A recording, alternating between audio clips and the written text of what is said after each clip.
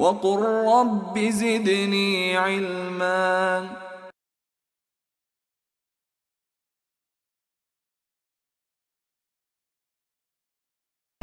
Is evidence that there is a supreme being running the earth as the religion. And do you believe in religion or do you believe in God?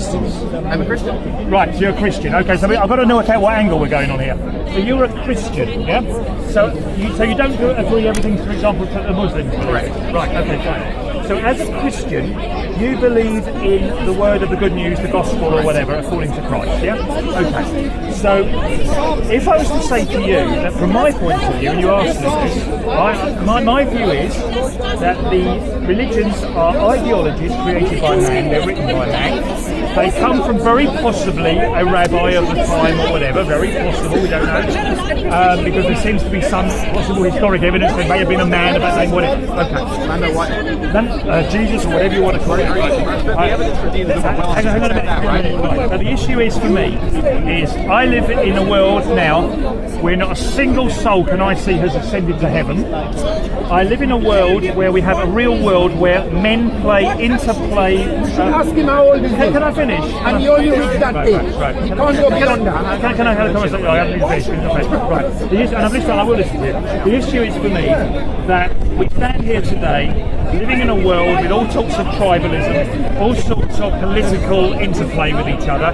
We live with some of the greatest creators on earth, creators of art, creators of stories, fairy tales, made-up stories, and psychological planning that we go through of control of good, bad, evil, discipline, whatever. Heaven and hell, for example, before you ask me.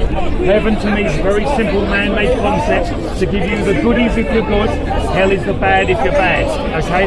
There are no physical evidences of a heaven and hell. There are no physical evidences for me that Jesus suddenly ascended to heaven, okay? If Jesus is really buried, as they keep saying, at the Church of the Holy Sepulchre, why don't they open the tomb and see if there's something there? Right. He rose from the dead. He rose from the dead. That's a great story for me to aggrandise a man's death. Okay, right. If you want to aggrandise, are you done? When I have, I'll tell you. When you aggrandise a person, you know what I mean. What you do is you take Jesus' death. So instead of his death being the body rotted in the grave, to make the story sound so supernatural and amazing, we aggrandise the character. So Jesus doesn't have the normal human death, he ascends to heaven. Okay? There is no evidence that he went up to heaven. There is no evidence outside some books written by man. Hang on a minute. I want to finish these points and then you can come back. Because this is what you people don't let me finish what I'm trying to say. I'm answering the question. I believe in the books are there, but I believe they're written by scribes and they have in them every type of psychological control mechanism you would expect humanity to put to keep you in control in a religion. Can I say?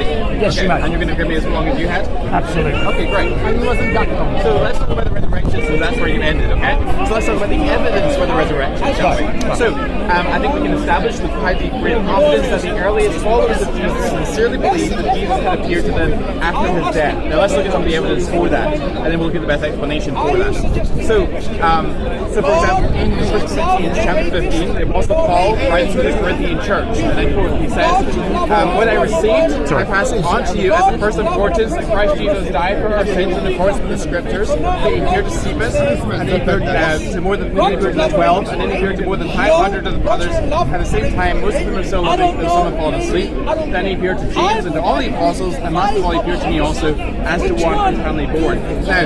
Now, most scholars understand that text in 1 Corinthians 15 to be a quotation from an earlier creedal tradition from the earliest church, which he likely received 3 years after his conversion upon his visit to Jerusalem, as recounted in Galatians chapter 1. That is an early source which talks about the appearance to Peter, to James, to the 500, to the 12, and to Paul himself. Now notice also what Paul goes on to say. It says, "For I am the least of the apostles, not even worthy to be called an apostle, because I persecuted the church of God. But for the grace of God I am what I am, and this grace towards me was not in vain. For on the contrary, I worked harder than any of them, though it's not I, but the grace of God that is with me. With them it was I, or they. So we preach, and so we believe." And so notice that he assumes that the Corinthian Christians understand his proclamation of the resurrection to be following on from the previous proclamation of the other apostles, Peter, James, the 12, and so on. So, excuse me, I'm speaking. I'll come back. So there's one argument of many I could give, but there's one argument that this is the earliest proclamation of the apostles themselves who believed that Jesus had risen from the dead bodily. Now, what is the explanation for that fact? Well, I think there's, in terms of explaining, how did they come to sincerely believe that? Well, we notice that they were sincere and not lying, because one argument of many I could give on that regard is that the apostles were willing to suffer and die for their belief in the resurrection, which indicates that they were at least sincere, because liars make poor martyrs. Multi-party conspiracies invariably break down when life or liberty are at stake. So we have good sources, for example, for the conversion for the martyrdom of James, the brother of Jesus. Is it just me who's lost? In Antiquities of the Jews, in volume 20, No, I am following what he says. Die as a martyr. He's a non-Christian first century. I'll give it another minute, because I'm not quite sure where we're going with this. Epistles from the 2nd century also mentions that. Is he responding to you? And I like to ask the skeptic, how much would it take? No, what he's trying to tell, I'm trying to pick this up. What he's trying to tell me, he's trying to tell me about all the evidence. Evidence for the resurrection. But this evidence you're giving me is written by scribes. It's in the third party. That's my point. That's good. Well, actually, this is force. This isn't evidence. This is just a book. How do we know it's telling the truth? Evidence. And I will not make myself, because I understand some books can give evidence of things that happen. I understand. What I'm saying to you is, we are not just talking about humans that lived here. That I can almost go with. I can go with the fact there might have been apostles, and decide there's apostles here that will leave here today and believe in something. I'm not disputing that. I'm disputing where you started with me by saying, am I an atheist? Where does the God come in? Now, the issue you're telling me is, you can tell me, you can carry on quoting till the sun goes down, until it's illegal for us to be here doing this tonight. And I'm telling you, it doesn't matter. All you're demonstrating to me is even more my belief is right, because you are coming in telling me how this one interacted with that one, this man interacted with this man did this man, that man, that man. What we don't have, as far as I'm concerned, is any provable evidence of that supernatural entity that you are calling me an atheist for not believing in. The issue for me is very clear. To me, they are human, made-up stories, and what you've just explained has backed it up. Okay, let's see where we part company on this argument. So, do you affirm with me that the earliest followers of Jesus came to believe that he had risen from the dead? Are we on a? I could make up a story. I thought somebody was risen from the dead. It's perfectly feasible that I could they say that I went to my father-in-law who died 3 weeks ago. I saw him, and I could make up a story to you today that I saw him lift from the bed and go up into heaven, if you like. I might have someone who wants to believe that with me. So there's numerous reasons why I think there's good reason to think that they were sincere in their beliefs. They were not lying or deceitful. So that reduces their options. But we're relying on these texts from so long ago. How would you know whether this is right or wrong? Well, we use evidence. But again, can I be honest with you? I get what you're saying. You're being fair because you've answered my question in that respect. What you're missing, and the point I'm coming from, is very clear. You're telling me a human interaction story, which is fine. I'll go with the human interaction story, but the human interaction story is no more than us today starting a faith or a belief in something on the basis we say we saw something, or we had something in my head, or the trees started talking. What I'm saying to you is, you are standing there, coming to me, saying, I'm the atheist, how can you not believe in God? How silly, the news never silly with the other bloke did. And then you're not proving God at all. What you're proving is exactly my point, that we have a human interaction story. Well, first of all, you're disagreeing me. You're using a very manipulative definition of proof, because we don't base our decisions on mathematical proof and certainty. You only get mathematical proof in deduction of logic and pure mathematics. We're talking about what's the best explanation for the evidence available. So when it comes to the resurrection, I think we have good reason to believe that that was the earliest proclamation of the earliest disciples of Jesus. We have good reason to think they were sincere. I gave you the argument that they were willing to die as martyrs for that belief. But we're talking about human interaction, martyrs for belief, men that believe in things. I'm not disputing we have beliefs. I'm disputing about that God doesn't run these beliefs. It's just man. Are you willing to concede that the fact that Peter and James and others were willing to die as martyrs at least indicates that they were sincere? There are people in this world today. If you watch the world today, there are people who martyr themselves today in the name of an ideology. Where Joan of Arc. Joan of Arc. It's happening now. No one will die for something that they know is a lie. So there might be this delusion. What? Somebody's died. What? People have not martyred Many themselves. have. How many died in Iraq? How many died in Iraq? Yeah, soldiers do all the They time. believe it's true. Exactly. But So they were are you sincere. In every army. Do you know it's true or believe it's true? I believe it's false. Do you believe God exists? Do you believe or do you know? I think I'm sure beyond reasonable. Okay, hang on. We're talking about a belief issue here now. So your belief, if someone comes to me and talks about a belief issue, we have a different type of conversation. When someone comes and says they know there is definitely a God, So you know there's not God? I definitely know there's not a God. For me, I'm saying, no, the question you asked me is, am I an atheist? Yes. I'm saying I don't believe in God. That is what a atheist is. Okay. I don't believe there is one. And at the moment, there is nothing in this entire world or this history, and believe me, I'm not uneducated in the religions, I'm actually educated in the religions. I can read Hebrew. Hang on, I know about the New Testament, I've had a Judeo-Christian upbringing, I understand it. I've been to some of the top centres of the world where religions are. Jerusalem, I've been to the mosques, I've been to the synagogues of the world, I've been to Rome, to St. Peter's in Rome, I've been to basilicas, I've been to various places, hang on a minute, I've been to various places in the world. I've even been to the Sunni mosques, to the Shia mosques. You'd be amazed, right, as an atheist, what I've been to. What I'm saying to you, whenever I go to these places, I've been to Buddhist temples in Palatora a few months ago in Sri Lanka. If you want to prove I've got the picture here.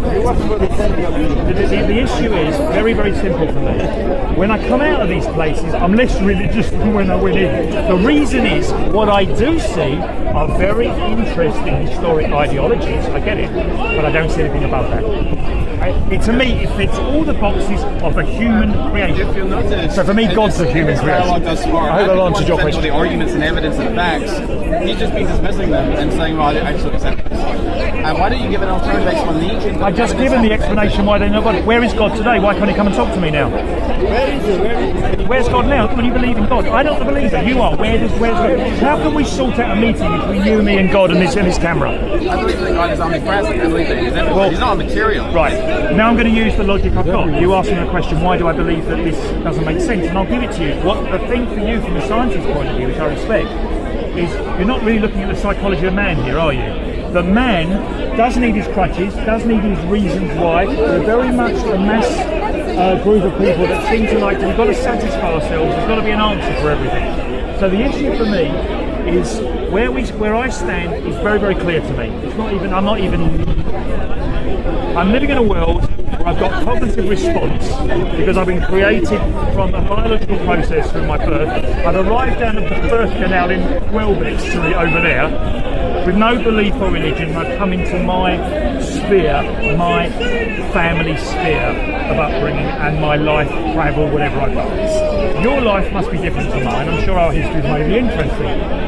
So if I swapped with you, I might be coming from where you are, and you may be coming from where I am, which is even more proof to me that these are man-made interactions. That's a fallacy in logic called the genetic fallacy, which is to say that you can dismiss someone's arguments for belief because of where the beliefs originated. There's a very big possibility on there, let's percentage-wise, that if you're born into a very strict Christian, Jewish, Muslim family, you may well follow that faith. Am I right? Am I right with that? Would you give me that? Am I right on that one?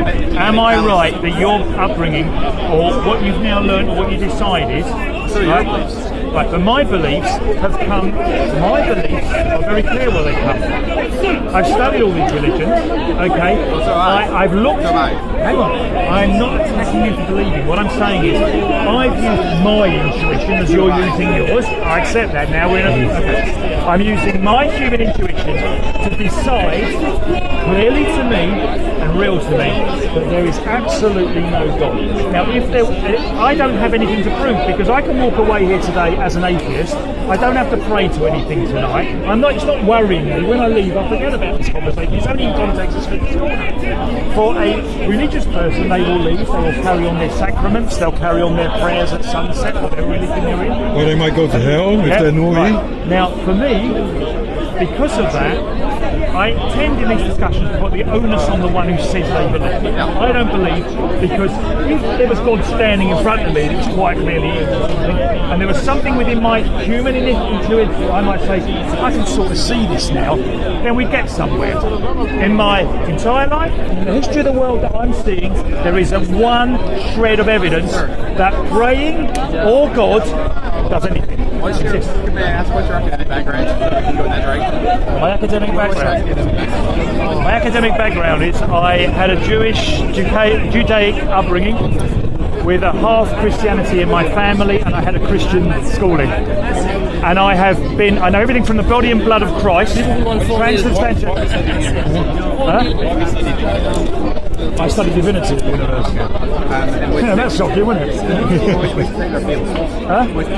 I studied New Testament, I studied Christianity. I haven't studied Marxism, I'll be fair to you, but I know more about it now. Yeah. Okay, cool. So then you should resonate with the arguments I've said. So let's talk about, for example, arguments from design. That's what I've just been speaking about on the ladder. Have you heard about the concept of design coincidences and gospels and Right. The issue I'm saying to you is we can go today. I know we're going to get to this, and I respect you for this. We can go backwards and forwards on theory, and we can analyse all our living university degrees. It's not the issue I'm here. The issue for me is I'm trying to bring a realism to this question. If you really believe there is a God here today, do you? In what format is that God here today? That's all I need to know now. We don't need to talk about what the books say. We understand the ideology of these books, because these books have rationales and reasoning, which to me, the one thing that is missing, the human control things are there, I get it. The heaven and hell, I understand why there's heaven and hell. I totally understand why we've got heaven and hell. I understand why these stories are there.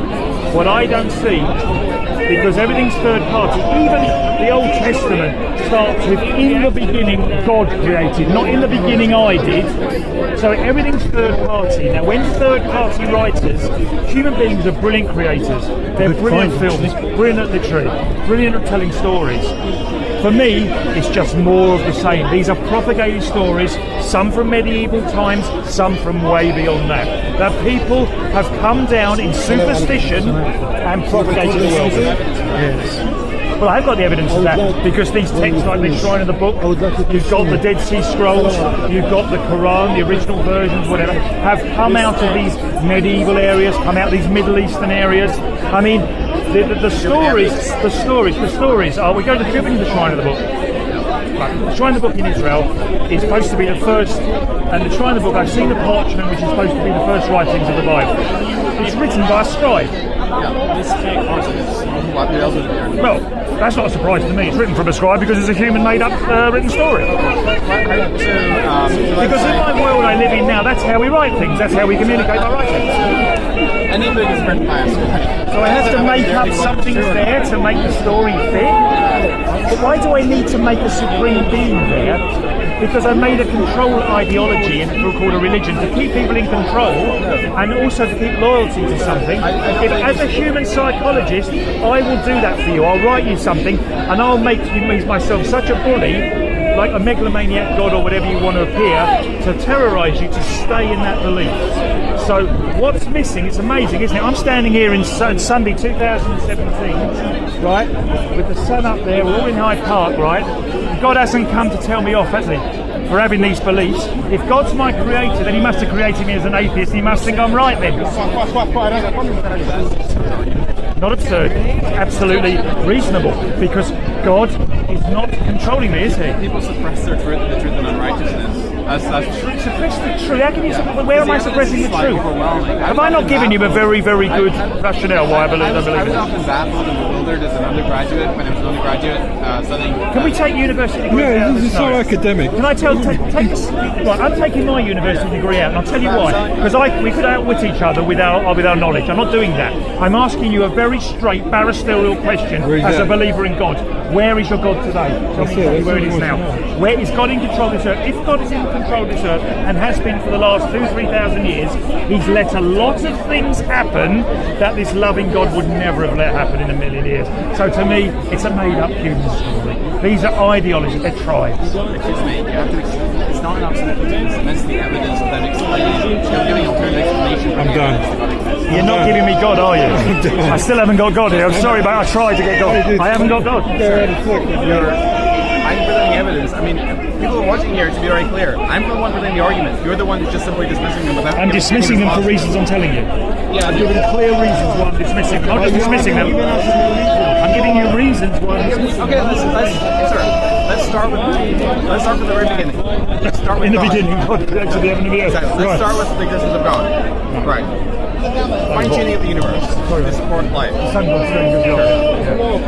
the universe to support life. Right? So, for example, life in the universe. There's only life on Earth.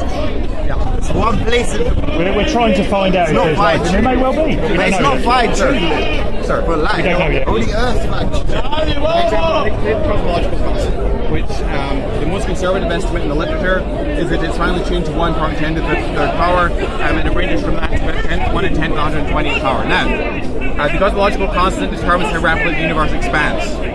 If the universe were to expand more rapidly, then matter would expand too quickly for the formation of stars, planets, and galaxies. What's that got to do with the existence of a God? I want to get to that And point. you can get the current scenario. Either way, there's no life. So there's one example. The initial algebraic initial. Where's that? Why is that proof of God? It's not proof, it's evidence for it. Is evidence of why is it evidence of God? Explain the actual okay, why that is sure. evidence. So Explain I- the rationale. Yeah. So I formulate the argument in Bayesian terms. So as I said earlier, Right. I define evidence as saying that so it's evidence if the data is more probable given the hypothesis than given the antithesis. Okay. We live in a moral arena, and a moral. Yeah. Are you sure we live in a I'm glad moral to define arena? that. Right? You know what I mean? Go on. Yeah, please do. So I define a moral arena as a community of embodied moral agents that interact with each other and engage in what we often call moral decision making. Now, a moral arena is something you would expect on classical theism. I would say conservatively, I'd put it at an estimate of 1%. I think it's far higher than that, but that's a very generous assumption. Now, on atheism, the probability is far less than that you would get a moral arena. And so the moral arena is thus evidence for theism over atheism. So you're telling me as an atheist, I can't have a moral. Makes no sense. I lost the point. I'm losing this. Excuse me, you're changing the topic. That's Right. right.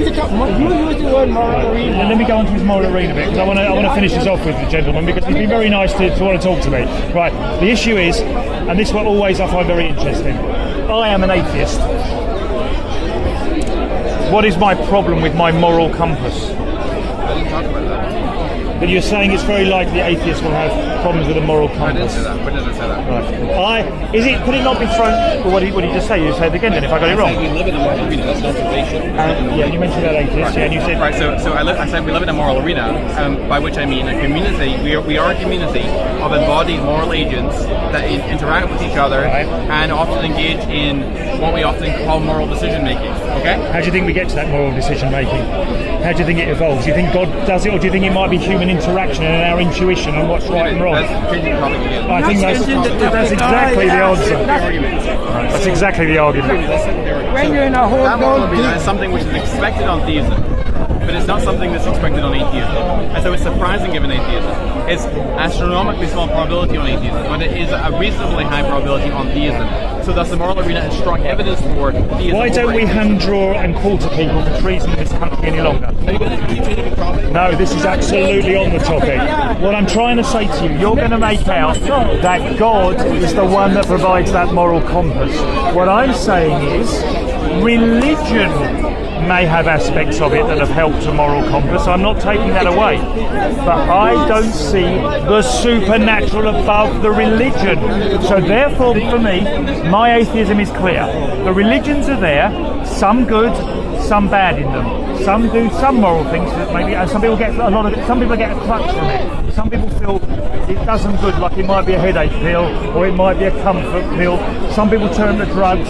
Some people turn to drink. Some people like a holiday every year. Some people will follow religion. That's the way I see it. No more different to that. Hang on a minute. Let me hit. I want to get, because you come to me on the point that there's a moral, that it's very unlikely that atheists would have a moral compass. What I'm saying to you, I'm not worrying about, I'm trying to say the point is, I get the religions, the control of all these religions could have an aspect to control humanity, but it's only a man-on-man interaction through the religions.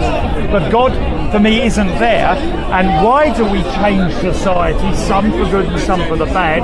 We use human history and interaction and human experience to change the laws and the way we live in various regions of the world differently, and therefore the moral compass comes from man, not from God. I think That's what I'm trying to you're say. observing this, can see that I'm the one presenting the arguments, the evidence, the data. You're the one who's just simply dismissing and changing the I don't topic. think we're getting much further here because. What evidence? You got just something. I want to ask these people, not just you, I want to ask anybody. You don't believe I'm right, that's fine. I'm not talking about right or wrong here.